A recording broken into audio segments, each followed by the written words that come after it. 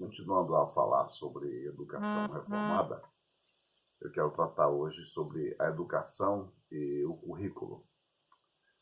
É preciso que entendamos que não existe um currículo neutro. O que é um currículo? O currículo é um caminho para se chegar a algum objetivo, né? Por isso que a palavra currículo tem um sentido de corrida, de carreira, de atalho. Eu explico isso também em outro texto meu. Mas, voltando, não existe currículo neutro. O currículo estará sempre ligado a determinada compreensão do mundo, a uma filosofia educacional que tem a sua própria cosmovisão e que determinará a sua prática. Sim, porque há uma harmonia, ou pelo menos deve haver uma harmonia, entre o objetivo e a prática. Eu revelo muito dos meus fins a partir dos meios que eu utilizo para chegar a eles, a esses fins. Então, a educação ela é um ato político porque estamos comprometidos com a sociedade, com a polis. E essa educação, ou esse ato político, deve ter um planejamento consciente. E eu insisto nisso. A neutralidade inexiste. O planejamento, por sua vez, é um ato moral que deve se coadunar com os objetivos propostos. Então, a educação, ela não pensa apenas nos fins, pensa também nos meios. Os meios, insisto, revelam os meus fins. Então, essas definições trazem algumas questões que, em seu bojo, contêm outras que se relacionam ao nosso tema. São perguntas, algumas delas já foram respondidas ou tratadas de alguma forma, de alguma maneira, já indicativas. Qual o objetivo da educação? Qual a concepção de homem que temos? De quais recursos dispomos? Que tipo de homem pretendemos formar? Voltemos um pouco na história. Chegamos aqui ao século XVIII. Em 1657, aliás, ao século XVII, em 1657, o pastor João Amós Comênio, o pai da didática moderna, né, aliás, em 1992, se não me falha a memória, a Unesco declarou o ano de Comênio, ou Comênios, a forma latinizada, ele escreveu: pretendemos uma organização das escolas através da qual todos se formem com uma instrução não aparente, mas verdadeira, não superficial, mas sólida.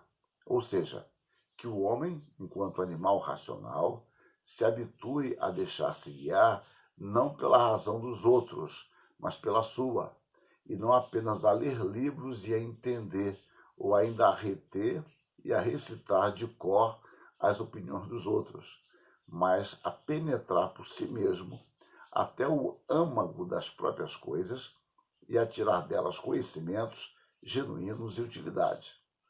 Quanto à solidez da moral e da piedade, deve dizer-se o mesmo. Em outro parágrafo, em outra página, no mesmo livro, a sua didática magna, ele diz: a proa e a polpa da nossa didática será investigar e descobrir o método segundo o qual os professores ensinem menos e os estudantes aprendam mais. Nas escolas, haja menos barulho, menos enfado, menos trabalho inútil e mais sólido progresso na cristandade. Haja menos trevas, menos confusão, menos dissídios e mais luz, mais ordem, mais paz e mais tranquilidade. Depois, as escolas são oficinas da humanidade. Retomo a um ponto dito lá no início, se eu não me engano, na segunda palestra ou no segundo vídeo. Cada cultura tem o seu modelo de homem ideal. Cada cultura tem a sua imagem ideal, o seu modelo ideal de homem. E, portanto, a educação visa formar esse homem, a fim de atender às expectativas sociais.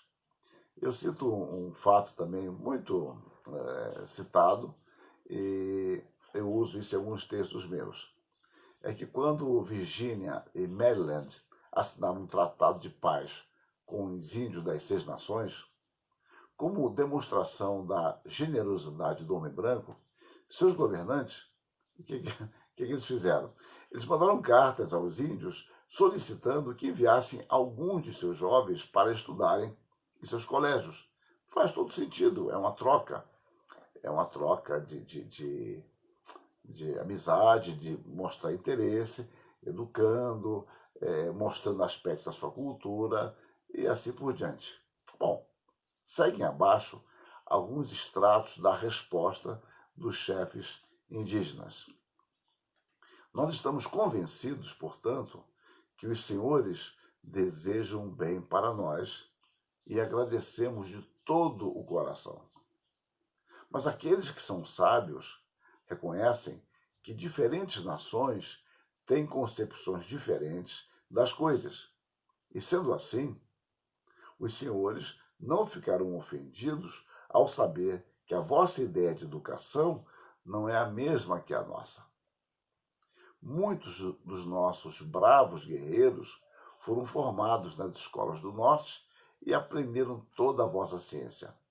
Mas quando eles voltavam para nós, eles eram maus corredores, ignorantes da vida da floresta e incapazes de suportar o frio e a fome. Não sabiam como caçar o veado, matar o inimigo e construir uma cabana, e falavam nossa língua muito mal. Eles eram, portanto, totalmente inúteis. Não serviam como guerreiros, como caçadores ou como conselheiros. Ficamos extremamente agradecidos pela vossa oferta e, embora não possamos aceitá-la, para mostrar nossa gratidão, oferecemos aos nobres senhores de Virgínia que nos envie alguns dos seus jovens, que lhes ensinaremos tudo o que sabemos e faremos deles homens. Fecha aspas. É muito interessante essa carta, que eu não sei se tem aspectos lendários nela, mas não deixa de ser curiosa, porque apresenta a visão de homem ideal e automaticamente de currículo, né? O currículo. O que o homem branco tinha como aspecto importante para ensinar, o índio não achava aquilo importante, porque ele tinha uma visão de um homem diferente. Então, talvez para o homem branco, com forte influência ainda britânica, restar, quem sabe, um belo poema ou conhecer aspectos da obra de Shakespeare. Isso seria algo muito importante, fazia parte da erudição da colônia. Mas o fato é que para o índio isso era irrelevante. Quer dizer, caçar um veado é que é importante, construir uma cabana, suportar o frio e o calor. Isso era importante. Logo, o seu currículo seria diferenciado. Então, os currículos, eles variam de acordo com o objetivo proposto. Assim, temos ainda aqui, grosso modo, diversas perspectivas educacionais. Quando nós pensamos na China, a educação visava conservar intactas as tradições. No Egito, preparar o educando para uma vida essencialmente prática que o levasse ao sucesso nesse mundo e, por meio de determinados ritos, alcançasse o favor dos deuses e a felicidade no além. Homero, que é chamado por Platão de o educador da Grécia, tinha como meta formar homens virtuosos, inspirando-se nos heróis em seus atos de bravura na consecução de seus ideais. Então apresenta modelos de homens, né? De modo especial, você vê Ulisses, você vê Aquiles como modelos de personagens que bem poderiam servir, e não é outro propósito, de servir de homem ideal para uma determinada cultura. Heitor também é outro homem nobre, grande grande guerreiro e um homem bastante sábio. Bom, Esparta, homens guerreiros, mas que fossem totalmente submissos ao Estado, né? Eles defendiam o Estado, porque o espartano era desde menino, 7 anos mais ou menos, ele era retirado de casa para ter educação longe da família, longe da mãe, que segundo eles entendiam, tornaria esse menino mais frágil e o corromperia. E ali nós tínhamos que ter homens preparados para a guerra, capazes de ignorar. Aí vem a questão lá dos indígenas, ignorar a dor, ignorar o frio, o calor, o que fosse, mas homens totalmente devotados ao Estado. Em Atenas, nós temos um treinamento competitivo entre os homens a fim de formar cidadãos madura física e espiritualmente, com capacidade de exercitarem a sua liberdade.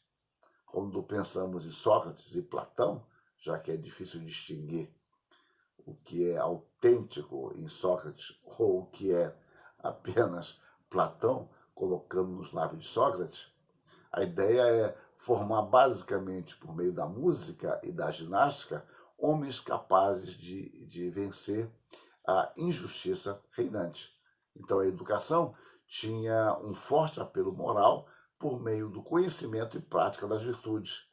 A sabedoria está associada à vida virtuosa. Quando pensamos nos sofistas contemporâneos de Sócrates e Platão, nós observamos que eles, partindo de uma ética totalmente relativista, porque a questão não era simplesmente epistemológica, o propósito era ético, então eu estou falando de uma ética relativista e subjetivista, ou se quiserem, podem falar de uma epistemologia assim também. Eles tinham como objetivo convencer, persuadir o seu oponente, independentemente da veracidade do argumento. Então, segundo a tradição que recebemos via Platão e Aristóteles, os sofistas estavam apenas interessados em convencer para terem o seu dinheiro, ou seja, quem pagasse mais levava. Não importava que a ideia de valores importava sim a quantia que se pagava, mas de valores morais, o que é verdade, o que não é verdade, eu convenço de acordo com aquilo que me pagam. Se me pagam para provar que A é A, eu até falo isso. Se me pagarem mais para dizer que A é B, eu também faço isso. Bem, quando eu penso em Aristóteles, então, assim, sempre grosso modo, é formar homens moderados que tivessem zelo pela ética e pela estética. Quando vamos aos romanos, é uma educação eminentemente prática, preparando o indivíduo para servir ao Estado, dando um salto histórico, chegando na Renascença, formar homens eruditos que soubessem ler e escrever em grego e latim, tendo um estilo erudito, que esses homens pudessem contribuir para a criação do novo, tendo o homem como medida de todas as coisas. Bom, como eu passei de relance alguns propósitos, obviamente, propósitos educacionais, obviamente, o modelo educacional que eles tinham ia ser determinado pelo currículo. Meu modelo é esse, no sentido de meta. Essa é a minha meta. É melhor do que a palavra modelo. Minha meta é esta. Então, qual é o caminho que eu tenho para chegar lá? O meu currículo seria isso. Certamente eu não treinaria um soldado espartano ou uma criança espartana aprendendo a fazer tricô com a mãe dele. Né? Certamente não seria o melhor método para formá-los. Um romano certamente não seria formado com grandes especulações filosóficas, grandes debates filosóficos. Reparem, não quer dizer que não houvesse isso entre eles também, mas os romanos nunca foram grandiosos em filosofia. Pelo contrário, foram bastante frágeis nisso.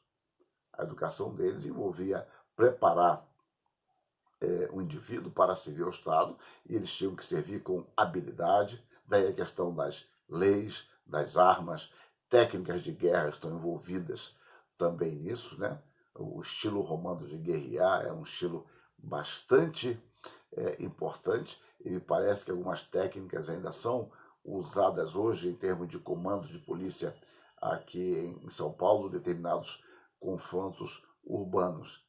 Os sofistas, qual seria a matéria fundamental no currículo sofista? Seria a oratória, a ideia de transformar em aparentemente verdade o meu argumento. Eu quero convencer, eu quero impressionar. Então, retórica vai ser uma coisa extremamente importante. Estudar sobre uma ética absoluta, sobre valores transcendentes, isso aí, obviamente, não era importante para eles. Então, observe que cada cultura, cada povo vai ter a sua ideia de um homem ideal, de cultura ideal, e vai elaborar um currículo, ou vai procurar elaborar, para que atinja esses objetivos. Então, me desculpem, todo currículo ele está comprometido, consciente ou não, com determinada compreensão da realidade,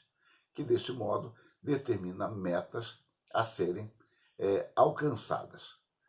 No próximo vídeo, eu quero continuar falando sobre isso e encerrar provavelmente essa série de estudos, entrando na reforma muito rapidamente para ver qual era o objetivo dos reformadores. Que Deus nos abençoe, nos ilumine. Todos tenham um bom dia. É o que eu desejo em Cristo. Amém.